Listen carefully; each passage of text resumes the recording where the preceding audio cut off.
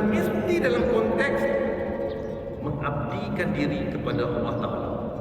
Sebab itulah kita kena faham Ramadan is not about puasa, tetapi it's a training program untuk kita lawan tauhid, untuk kita jadikan frontal lobe kita ni strong, untuk kita jadikan umat yang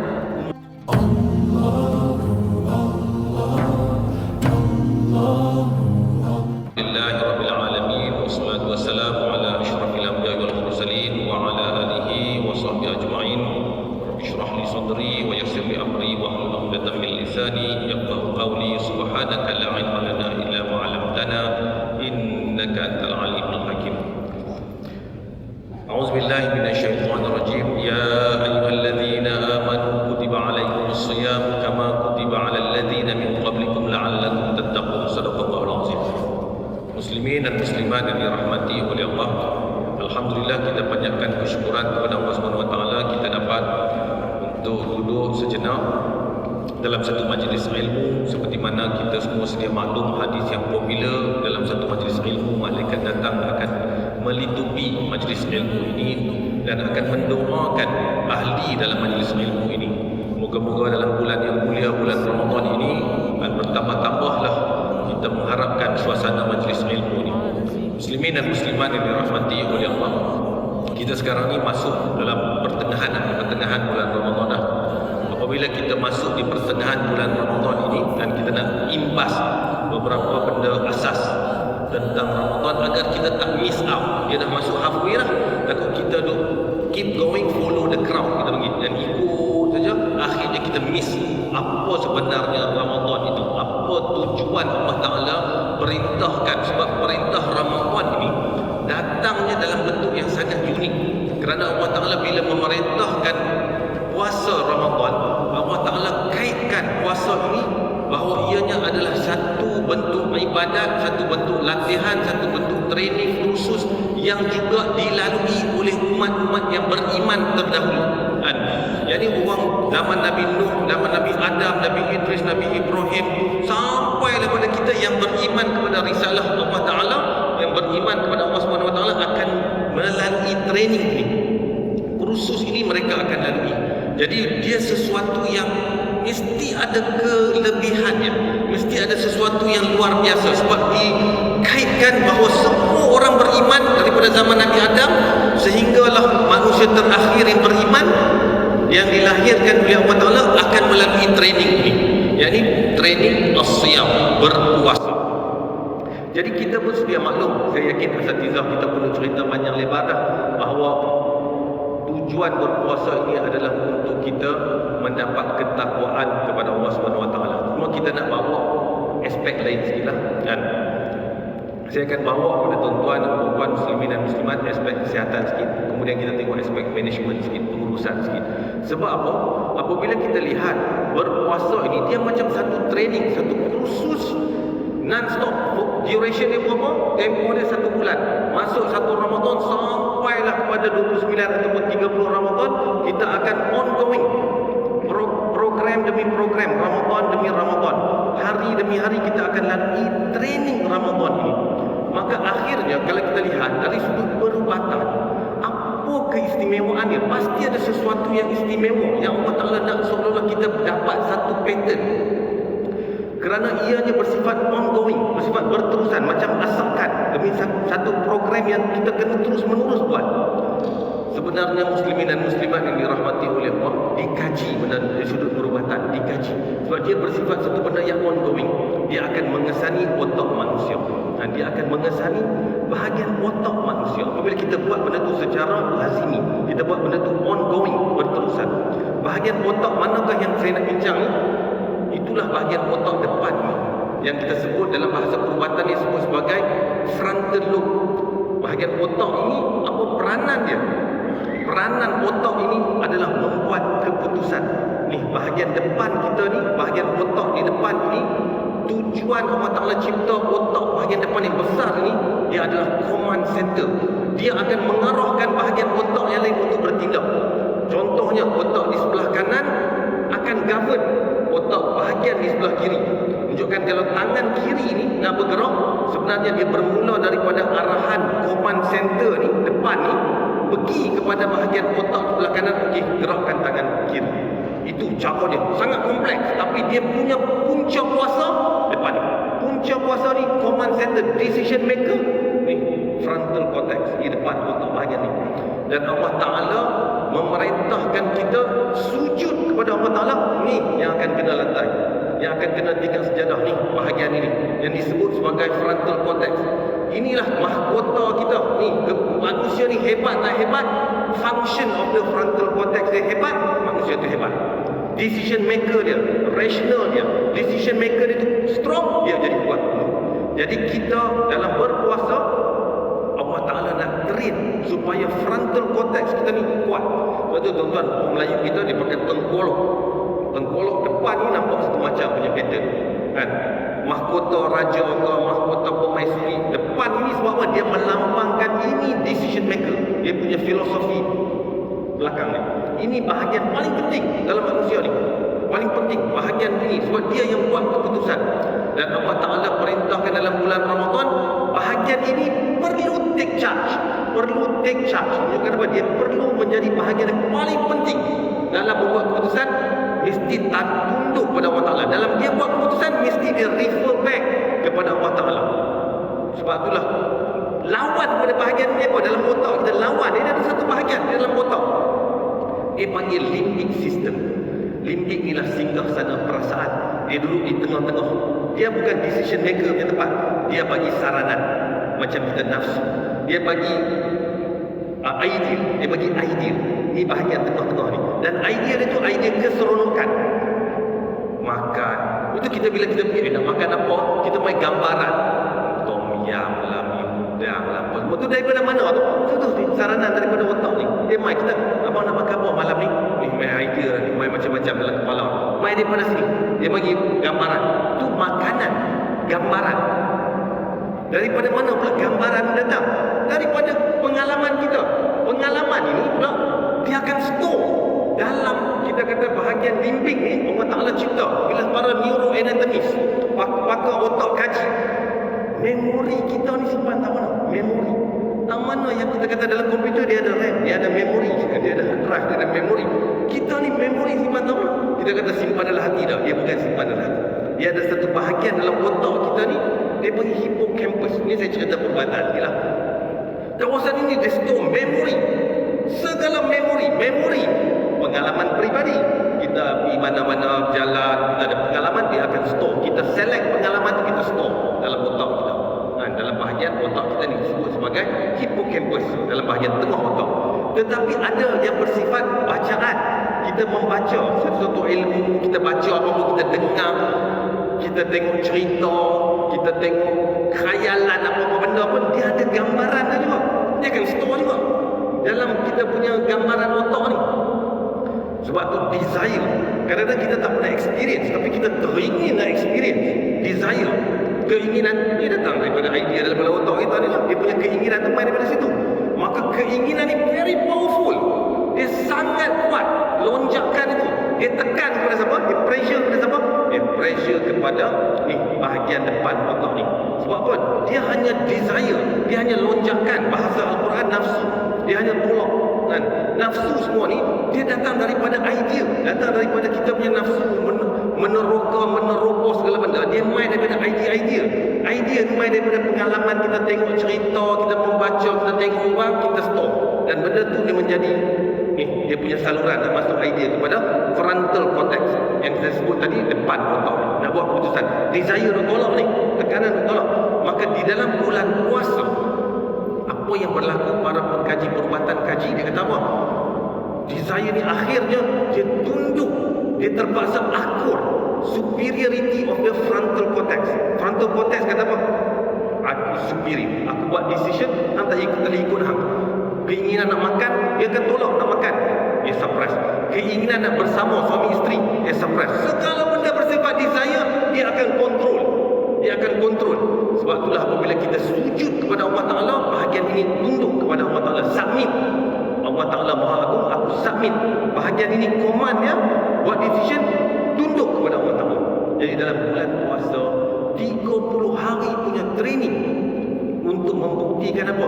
Allah Ta'ala yang kontrol, yang refer, kita punya tuan, kita punya bos, kita punya rujukan dalam apa jua tindakan adalah Allah Ta'ala. That is the training. Dia punya training program ni. Kita kena faham dari sudut manajemennya. Punca kuasa kita, kepala ni, depan bahagian kepala ni, tapi bahagian kepala ni akan refer, tunduk kepada Allah Ta'ala. Maka itulah yang kita sebut dalam Al-Quran. Allah Ta'ala rakam cerita ni, kalla la illam yantahi lanasma'u bin nasiyatin kadhibatin khati'ah, dalam surah Iqra kita dah baca. Allah Ta'ala sebut macam mana dalam surah tu ni, disentak ubun-ubun ni, humban dia masuk neraka. Mereka orang bahasa macam tu, kalla la illam yantahi lanasma'u nasiyah. Ayat nasiyah tu maksudnya apa? Ni malaikat ambil kawan ni, pegang tak ubun-ubun itu, seret ubun-ubun ni, humban masuk dalam neraka. Jadi kita, para anatomi, para pengkaji perubatan, kita akan fikir, kita baca pun kita akan terfikir, nak tarik heret orang, jarang orang heret dia pegang ubun-ubun, tarik. Orang akan pegang tangan, kepegang, tarik tangan. Orang ataupun telinga yang tak dengar, tarik tu telinga dia tak dengar kan. Paling teruk kaki lah, kita seret nampak ganas, kita tarik kaki, tarik kaki dia, heret masuk kan. Tapi Allah Ta'ala menggunakan perkataan nasiyah, ubun-ubun. Nak tarik orang, kita tak pernah tarik orang punya ubun-ubun. Allah Ta'ala kata heret kawan ni dengan tarik ubun-ubun yang derhaka. Dalam ayat tu kalau tuan-tuan balik tu baca nanti, ubun-ubun ni ketegak, ubun-ubun ni derhaka, seret dia masuk dalam neraka. Jadi kita kaji belakang ubun-ubun ni apa? Rupanya itulah frontal lobe. Belakang ubun-ubun inilah command center. The first yang engkar, command center. The first yang engkar nak buat jahat, ni tang ni. Dan tang ni kata, okey, kita pergi, kita songlah duit ni lah, ni buat keputusan, dia akan beritahu, tangan hang type lagu ni punya cerita, hang buat mereka. Ni semua command center punya cerita. Kita tackle perempuan ni. Ni command center kata, okey, kita tackle. Dan ni tangan hang kena buat kerja, kaki kena buat kerja, mata kena buat kerja, semua buat kerja. Refer to command center punya punca kuasa. Ini punca kepada tindakan. Maka ini yang engkar dahulu, saya nak masuk neraka. Maka Ramadan menerangkan kepada kita untuk ni frontal lobe ni tunduk kepada Allah Ta'ala, menjadi govern, dia govern dengan keimanan. Maka akhirnya tujuan apa dia govern dengan keimanan ni? Dia mesti ada big project. Akhirnya kalau kita refer back, apa tujuan training 3 bulan? Allah Ta'ala bersifat Rahman Ar-Rahim. Kita ni beli kepada anak kita makanan sedap-sedap. Sebab apa? Sebab kita sayang anak kita, dan kita bagi dia makan. Sebab kasih sayang, kita rasa sayang, kita pergi beli. Sifat sayang kita tu menyebabkan kita beli, nak bagi dia makan. Tetapi sayang kita dengan Rahman dan Rahim yang Allah Ta'ala ni tak boleh dibandingkan. Tetapi Rahman dan Rahim yang Allah Ta'ala perintah lapar. Perintah lapar. Kita sayang tapi beli makanan. Tapi Rahman dan Rahim yang Allah Ta'ala kata, laparkan dia 13 jam. Jadi dia mesti ada sesuatu yang lebih. Kita kata dia punya ada sesuatu yang luar biasa. Sebenarnya Allah Ta'ala yang cipta kita mengetahui keperluan kita yang sebenar-benarnya. Kita dah bagi makan, bagi makan. Sebenarnya kita tak menguatkan diri. Tetapi Allah Ta'ala punya program dalam training untuk bagi kita ni strong, akur, tunduk, supaya frontal lobe kita ni superior untuk menjayakan projek besar Allah Subhanahu Wa Ta'ala. Maka tertanya-tanya kita dalam training pun, kalau macam kita masuk sekolah, universiti, dia ada graduation, dia ada exam, tujuan dia mesti ada exit point, dia ada projek dia. Masuk sekolah, masuk universiti untuk bekerja sebagai contoh, untuk jadi engineer, lawyer, nak jadi arkitek, doktor, apa benda, dia ada projek dia. Tetapi Ramadan ini training dia untuk tujuan apa? Tujuan training Ramadan adalah untuk kita sebagai satu umat, satu ummah, satu kelompok manusia yang beriman nampak luar biasa dari sudut ummah itu sendiri. Sebab tu dalam Al-Quran Allah Ta'ala sebut, wa kadzalika ja'alnakum ummatan wasatan litakunu syuhada'a 'alan nas wa yakuna rasulu 'alaikum syahida. Apa maksud terjemahan ayat ni? Allah Ta'ala nak jadikan, lebih kurang bahasa mudah kita faham, nak jadi apa? Wa kadzalika ja'alnakum ummatan wasatan litakunu syuhada'a 'alan nas. Ni hamba orang Islam mesti kena jadi saksi, example, menjadi role model kepada manusia umum. Orang beriman jadi role model kepada manusia public. Jadi umum manusia semua ni bagi nampak orang Islam luar biasa. Orang Islam punctuality. Kita diajar dalam Ramadan punctual. Ni azan Masjid Fahim, dia pergi azan 2 minit awal jenuh. Ustaz Luqman kena buat pengumuman ni silap masjid semua ni. Sebab punctuality. On the dot mesti bawa azan, baru semua orang buka puasa. Kita ditrain punctual. Tak boleh kita pergi 2 minit awal, kira awal lebih kurang 2 minit di 13 jam dah lama. Takkan 2 minit kira. No, it's about punctuality. On the dot. Okey, makan. Satu masyarakat semua makan. On that dot. Training punctual. 30 hari dia punctuality punya training. Tapi kita bila sembang pasal punctuality duk menghadap Jepun lagi. Lambat main kereta api 2-3 minit, satu Malaysia duk cerita baguslah aku pergi Jepun, depa ni 2 minit lambat. Driver kereta api keluar, bagi tahu minta maaf lambat 2 minit, kita keluar. Kita orang Islam ni 30 saat, 10 saat, 5 saat pun tak boleh. Mesti on the dot. Tapi kita tak ambil benda tu sebagai training punctuality. Kan? Jadi kita duk menghadap orang lain. Allah Ta'ala train kita be punctual. Dalam bayangkan yang kita sebut tadi, umat Islam punctual. Ditrain oleh umat yang saban tahun dalam Ramadan be punctual, dan urusan kita semua punctual. Dan orang Islam nampak dia muncul sebagai satu umat yang kuat, menjaga kebajikan anak yatim, bersungguh-sungguh dalam memberi, kita kata pertolongan, ikhlas. Semua benda dia buat dalam bentuk apa? Yang ikhlas. Tak ada selit mana-mana untuk tujuan peribadi. Semua ikhlas. Jadi umat ini akan nampak umat wasat, umat yang terbaik, umat yang luar biasa. Sebab itulah bila ini berlaku, umat golongan lain yang tidak beriman akan takjub, akan nampak dahsyatnya umat ini. Luar biasanya umat ini. Sebab dia diterin dalam bulan Ramadan. Apa projek besarnya? Projek besarnya adalah untuk menundukkan dunia ini kepada sistem pentadbiran berasaskan wahyu. Itu tujuan dia. Sebab itu tujuan Rasul. Kalau kita lihat Rasulullah, misi Rasulullah, misi dan visi kan, adalah apa? Allah Ta'ala sebut dalam Al-Quran, walaqad ba'athna fi kulli ummatin rasulan an ya'budullaha wajtanibut taghut. Tuan boleh refer dalam surah An-Nahl ayat 36. Walaqad ba'athna fi kulli ummatin rasulan an ya'budullaha wajtanibut taghut. Allah Ta'ala mengutuskan rasul pada setiap umat ini. Matlamat dia dua, objektif, misi dia, visi dia dua. Yang pertamanya ada apa? An ya'budullah, mengajak manusia untuk tunduk kepada Allah Ta'ala, untuk submit kepada Allah Ta'ala, menjadikan Allah Ta'ala ni sebagai Tuhan mereka. Itu tak komplit lagi. Yang kedua, wajtanibut taghut, mesti ada pertarungan. Jadi dia misi dia apa? Ajak manusia tunduk kepada Allah Ta'ala dan berlawan dengan taghut. Jadi kita sama tuan-tuan, kita hari ini berhadapan dengan sistem kehidupan macam kita ditakdirkan lahir di atas muka bumi ini sekarang ni. Dia ditakbir. Bukan kita kata Malaysia, bukan kita kata Penang. Ni dunia secara am. Dia ditakbir dalam bentuk nafsu untuk fulfill your desire. Tuan-tuan nak gamble online, rumah semua boleh online. Dia buat sistem supaya kita boleh buat benda tu. Nak tengok pornografi, duduk semua boleh tengok. Nak order apa-apa boleh, no problem. The system allow that to happen. Dia apa saja keinginan manusia dia akan cuba fulfill. Dia akan make sure benda tu fulfill. Dia akan drive benda tu, dunia ditakbir. Itu dari sudut undang-undang satu cerita, pendidikan satu cerita, lelaki dan perempuan, pakaian, hiburan, semua ditakbir, diurus secara global ni, berteraskan nafsu ataupun agenda syaitan secara mudah. Itu yang kita sebab kita menuju kepada akhir zaman. Jadi misi kita umat Islam dalam bulan Ramadan ni, kita kena Allah mengajak manusia kepada kita kata mengesahkan Allah, bukan sekadar dalam solat, dalam kehidupan kita, dalam urus niaga kita, dalam kehidupan kita kata undang-undang kita, hiburan kita, mesti dalam konteks mengabdikan diri kepada Allah Ta'ala.